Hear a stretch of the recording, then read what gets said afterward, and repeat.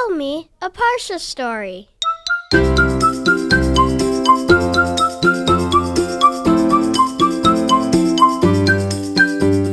Welcome to Parsha House. Meet Rebbetzin Ita Etel Kamenetsky. She was a very, very wonderful, fine person who lived in the United States of America. And in the 1950s, she was in the hospital, Beth Israel Hospital in New York, for an extended amount of time. She had been in and out of the hospital a few times because she was quite sick. At a certain point, the doctors and nurses said that it would be best for her to go home and rest in her own house and in her own bed. And so that was the family's plan. And her husband, the very well-known Rabbi Yaakov Kamenetsky, who lived until 1986 and was a well-known rabbi and posek in our generation, he and his son were helping gather everything together so that Mrs. Kamenetsky could leave the hospital. They went into the elevator and pushed the lobby, L for lobby in the elevator.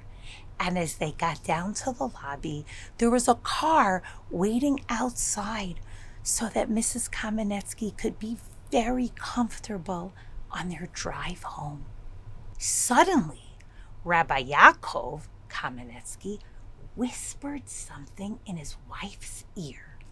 She nodded and smiled, and he turned and walked back into the hospital, back into the elevator.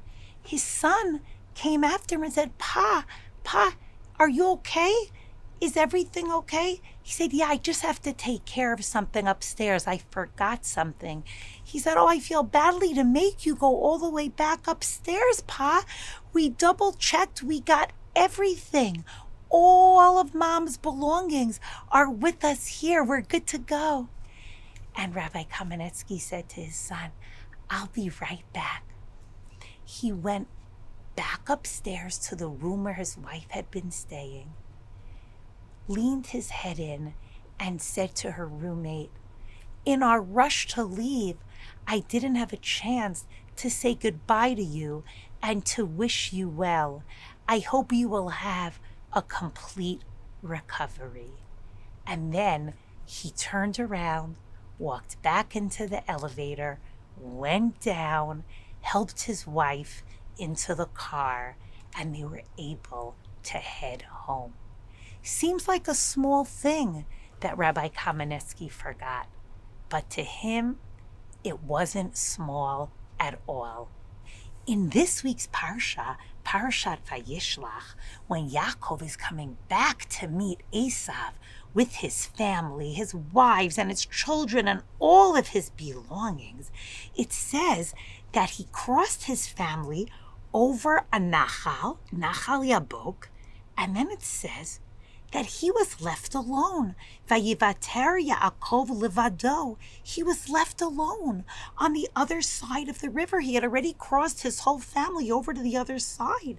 And that was when Vayavek ish imo ad alos hashachar. Why was he on one side of the river when he crossed his whole family already over to the other side? What was he there for? Rashi tells us, Shachach pachim kitanim v'chazar alehem, that he left some little kind of jugs on the other side and he went back for them. Mikan, and we learn from here, shahat tzadikim chasim al mamonam. Tzadikim care about those little things that are left behind. What were those jugs? Was it a little toy of one of his kids? Might it have held a little blanket that one of his kids really liked? While we don't know exactly what it was that Yaakov went back for, we know that they're referred to as pachim ktanim, small things. Sometimes something that we think seems small isn't so small after all.